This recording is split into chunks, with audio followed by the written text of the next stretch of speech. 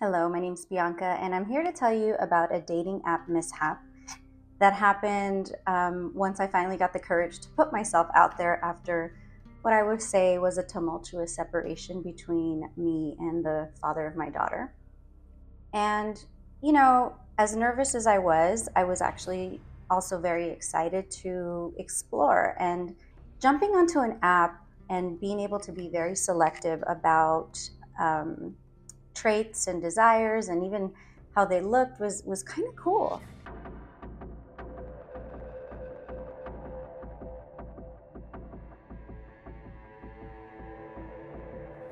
Um, and I came across a gentleman who checked all the boxes. He was super attractive.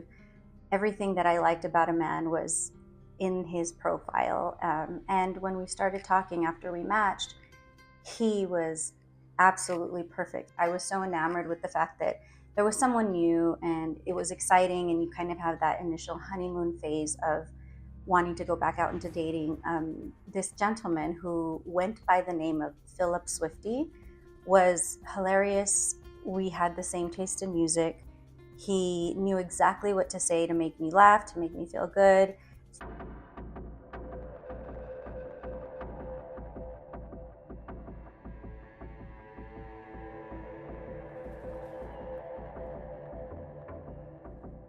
It was one of the first times I had been on an app, so I knew nothing about the dangers or about the potential issues that could arise. So Philip became somebody that within the first few weeks that I trusted right away. And I would tell him about my day, and I would just talk to him about where I was going and constantly just be in touch with him. At the same time, the father of my daughter, who was not exactly uh, discreet in his efforts to track me down, despite having a protective order on him, would somehow know where I was all the time.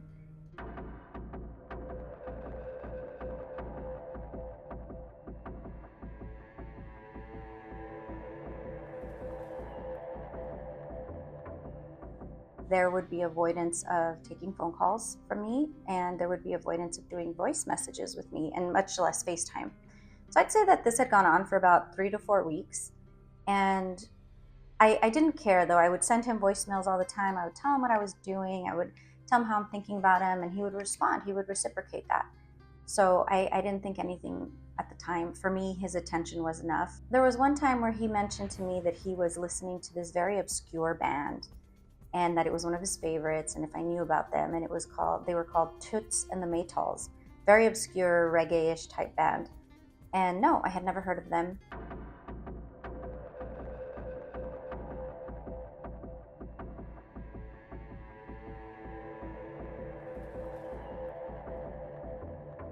And there was one time that I had actually had to pick up my daughter from his house, which was a rare occasion. It was something that I tried to stay away from given the protective order. But in this case, there was no other way around it. So when I go to pick her up, he opens the door, her dad opens the door, and I hear Toots and the Maytals playing. That was my first, whoa, wait a minute. And I saw an expression on his face because he saw my expression, and he tries to cover it up right away. Almost a bit of a surprised expression. And I'm like, how do you know about Toots and the Maytals? He's like, I've always listened to them. Okay. And that's when I think things started to be a little bit more clear for me.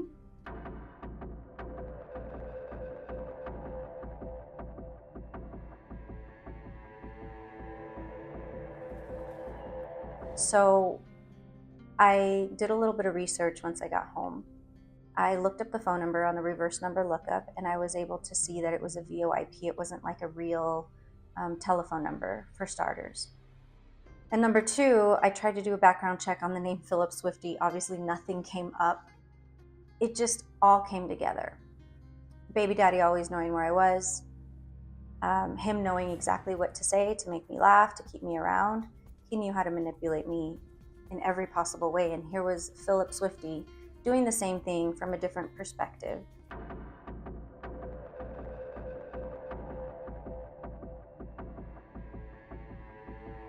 It just started to come together for me. especially one time where I had met a friend to go for a dog walk, and he knew exactly where I was. He knew exactly where I was the minute that I went, and I had just told Philip Swifty that I was going to the park with a friend.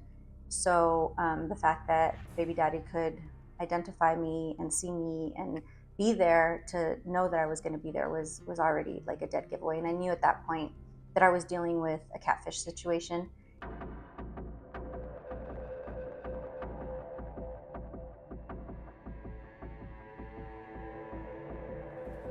I emailed the dating app and I sent images of his face, his mugshot from previous situations, previous domestic violence situations, and I I said, listen, I'm dealing with this situation where I think I'm being catfished.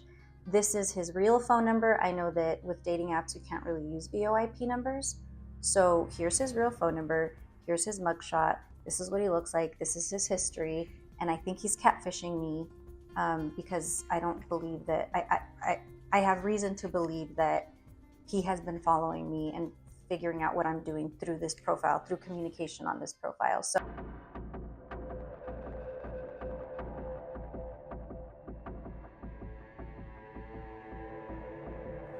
what worked out for us though is that I was able to negotiate with him given the criminal charges pending against him, plus previous criminal charges. We were able to kind of come up with a really good settlement deal that ultimately gave me full custody of my daughter, which was amazing. It just it just goes to show, as excited as we might get and as anxious as we might be to fulfill a place in our lives, fulfill a void in our lives, it's always important to just be really careful, to take it slow, and allow intuition to speak to you, despite your